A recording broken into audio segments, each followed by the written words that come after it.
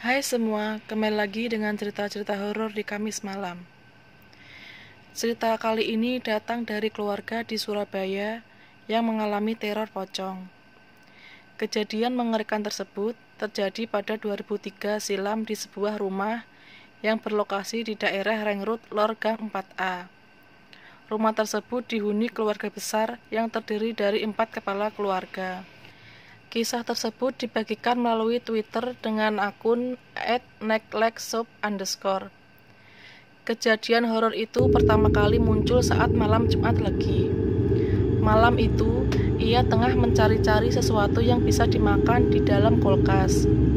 Tiba-tiba, gorden yang berada di sampingnya gerak-gerak sendiri.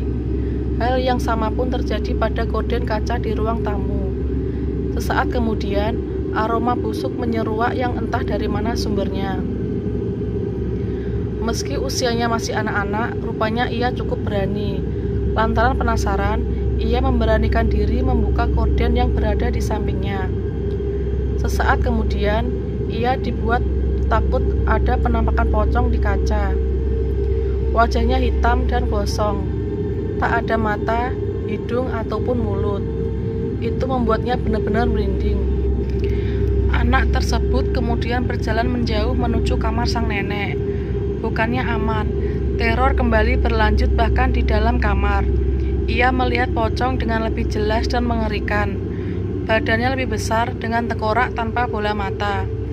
Bahkan, sosok tersebut mengeluarkan suara geraman. Saking takutnya, dia berteriak sambil menangis dan membuat seisi rumah bangun dan menuju ke kamar sang nenek. Saat mereka semua udah kumpul, pocong itu menghilang secara halus seperti kepulan asap.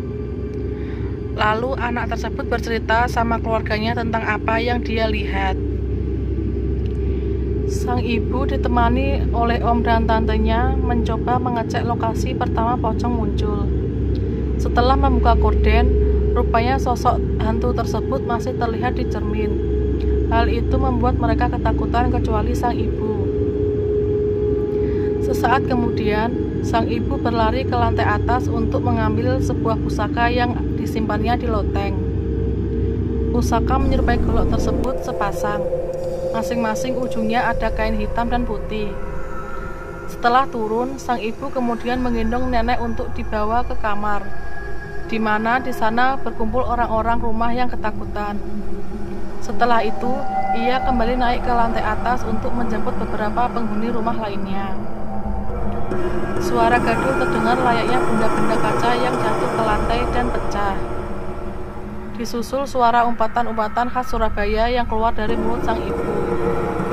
Tak berselang lama, sang ibu berhasil menjemput anggota keluarganya untuk bergabung dengan lainnya.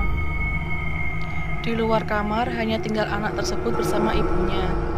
Setelah mendapatkan instruksi dari sang ibu, anak tersebut membantu melepas semua gorden di rumah. Sang ibu juga memecahkan semua kaca menggunakan pedang pusaka yang dia bawa dan menyebar garam ke semua sudut rumah. Kata sang anak, pocong itu ngawang di atas televisi, yang satunya pocong itu ada di depan kamar om dan tantenya. Sang ibu tak tinggal diam, ia langsung menaburi garam dan pocong itu menghilang. Malam itu mereka benar-benar ketakutan. Kendati demikian, teror pocong tersebut belum berhenti.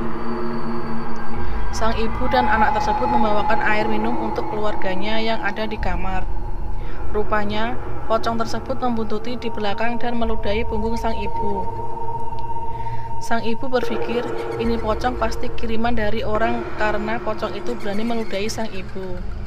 Akhirnya pagi pun tiba. Mereka semua bergotong royong untuk membersihkan rumah. Saat itu sang ibu tidak sengaja menemukan sesuatu yang dibungkus dengan kain putih, di mana isinya itu seperti tanah kuburan dicampur tulang belulang yang sudah hancur dan berbau busuk. Salah satu keluarganya memanggil Pak Ustadz dan warga.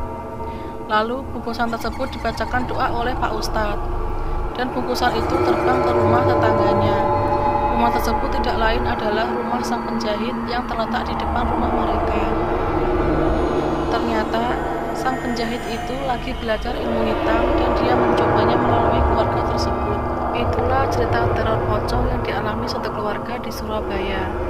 Sekian video dari saya, selamat malam dan terima kasih.